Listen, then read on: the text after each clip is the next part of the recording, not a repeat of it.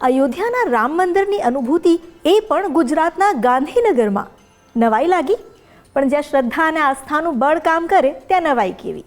ત્યાં તો માત્ર ઈશ્વરની જ અનુભૂતિ થાય. તો આવો આજે રામનવમી પર આપણે પણ કરીએ એ જ અનુભૂતિ, જેને માટે આપણો પડાવ છે ગાંધીનગરમાં આવેલી મંદિરોની નગરી નારદીપુર, જ્યાં સદીઓથી વસે છે રામાયણના નાયક શ્રીરામ.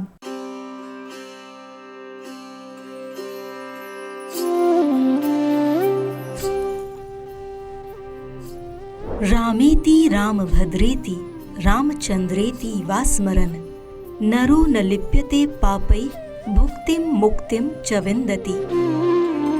શ્રી રામચંદ્ર કૃપાલુ ભજમન. અર્થાત શ્રીરામ, શ્રીરામભદ્ર, શ્રીરામચંદ્ર વગેરે નામોનું સ્મરણ કરનાર શ્રીરામના ભક્ત પાપોથી લિપ્ત નથી થતા અને ભોગ અને મોક્ષને પ્રાપ્ત કરે છે. આ વાતનું જાગતું પ્રમાણ છે ગાંધીનગરની હદમાં આવેલું નારદીપુર. મહાનગર અમદાવાદથી અંદાજે 44 કિલોમીટર દૂર અને રાજધાની ગાંધીનગરથી લગભગ 22 કિલોમીટર દૂર સ્થિત છે તપોભૂમિ નારદીપુર. નારદીપુરને તપોભૂમિ કહેવા પાછળનું કારણ એ કે નાનકડા આ ગામમાં નહીં 80થી વધુ આસ્થા સ્થાનકો છે, પણ એ બધા સ્થાનનું કેન્દ્ર બિંદુ છે શ્રીરામનું આ સ્થાન. લગભગ ઇતિહાસમાં એવું છે 200-250 વર્ષ ઉપરનું જૂનું છે. જે ગામ નારદીપુર ગામ બ્રાહ્મણ નગરી હતી, એમાંથી બનીને જે આ રામજી મંદિરનો મૂળ પાયો ગામમાં ફક્ત પહેલો આ જ હતો, રામજી મંદિરનો હતો. એના પછી ધીમે ધીમે સંપ્રદાયો વધ્યા, આમ ધીમે સ્ટેપ બાય સ્ટેપ થોડું વધતું ગયું. પણ મેઇન રામજી મંદિર ગામનું મૂળ પાયો કે થડિયું કહેવાય એ રામજી મંદિર હતું 250 વર્ષ પહેલાં. જૂનું મંદિર જેની તસવીરો જ કહે છે મંદિરની સાદગી અને પવિત્રતાની કહાની.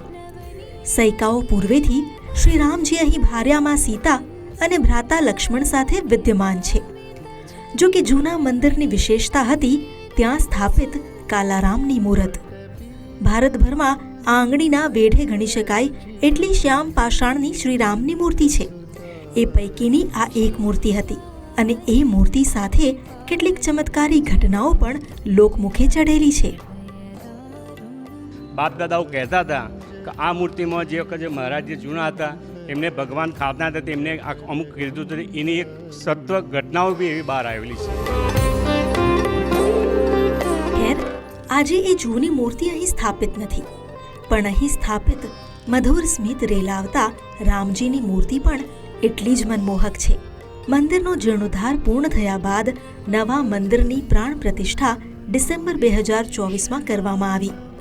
ત્યારબાદથી આ મંદિર માત્ર ગામ, તાલુકા કે જિલ્લાનું આસ્થા સ્થાન નથી રહ્યું, પણ રાજ્યભરના લોકો અહીં આવે છે દર્શન કરવા માટે. જેની પાછળનું કારણ છે આ મંદિરના નિર્માણ સાથે જોડાયેલી વિશેષતા. મંદિરને દૂરથી જોતા જ તમને લાગશે કે જાણે અયોધ્યામાં બનેલું રામ મંદિર હોય. અયોધ્યાના રામ મંદિરની તર્જ પર બનેલું એના જેવું જ આબેહૂબ મંદિર, બસ કદ થોડું નાનું.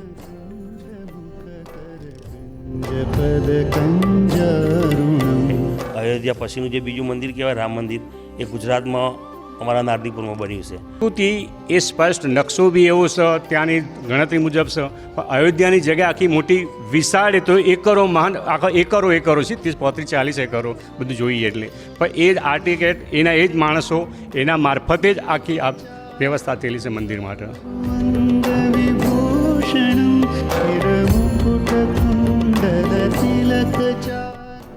આ મંદિરમાં દિવ્યતાની સાથે ભવ્યતાનો અનુભવ થાય છે અને આ ભવ્યતા પાછળ જવાબદાર છે ભગવાનની પ્રેરણા. નારદીપુરના NRI ભક્તો અને અહીં રહેતા 18 વર્ણના લોકોએ ભેગા મળીને આ ભવ્ય મંદિરની પરિકલ્પના સાકાર કરી છે.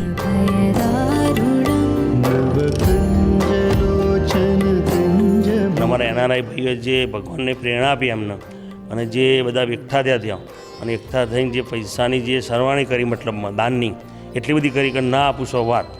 અને એ બહુ ભવ્યથી ભવ્ય પ્રસંગ કર્યો.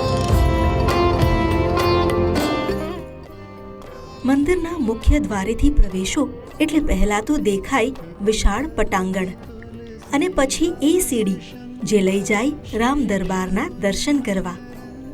ગર્ભગૃહમાં હરિહરનું તેજ સૂર્ય સમાન અનુભવાય છે.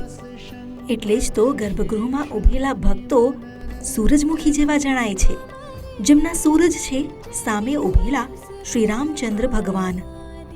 રામ દરબારના દર્શન કરી ભક્તો હાથ જોડી શીશ ઝુકાવે છે. શ્રીરામની આરતી ઉતારી સ્તુતિ ગાન કરે છે. શ્રીરામ દરબારની સાથે અહીં વર્ષોથી રામેશ્વર મહાદેવ પણ વસેલા છે. જૂના મંદિરમાં પણ શિવલિંગ સ્થાપિત હતું. મંદિરના જીર્ણોદ્ધારમાં હરિ સાથે હરને કેવી રીતે ભૂલાઈ? એ પુરાવો છે ગર્ભમંડપમાં બિરાજમાન રામેશ્વર મહાદેવ અને તેમની સામે બેઠેલા નંદી મહારાજ. એ પહેલાં અહીંયા આગળ ફક્ત શિવ રામકૃષ્ણ એનું હતું, પણ પછી બધી આ કમિટી ભેગી થઈ ગામવાળા નક્કી કર્યું કે ભાઈ સાથે સાથે આપણે રામકૃષ્ણ અંગાથી શિવનું તો અહીં હતું જ, સોમેશ્વર રામેશ્વર મહાદેવનું. પણ છતાં પણ એના સાથે ભાઈ પાછળથી કંઈ રાધાકૃષ્ણ રાખો, પછી અંબા માતાનું, ઉમિયા માતાનું, એ પણ અમે પાછળથી કંઈક કર્યું કે બધા સામૂહિક ભક્તો એક જ જગ્યાએ બેસીને દરેક ધૂન બોલાવી શકીએ, દરેક વાત કરી શકીએ.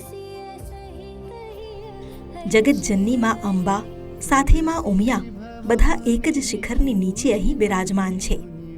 ગામના વડીલો કહે છે કે આ રામ મંદિર ગામની ઓળખ રહી છે સદીઓથી. પહેલા કાલારામજીના દર્શન કરવા ભાવિકો આવતા. હવે મનોરમ્ય રામજીના દર્શન કરી ભાવિકો ધન્ય થાય છે. જો કે જૂની મૂર્તિઓ પણ હજુ ગામમાં જ છે.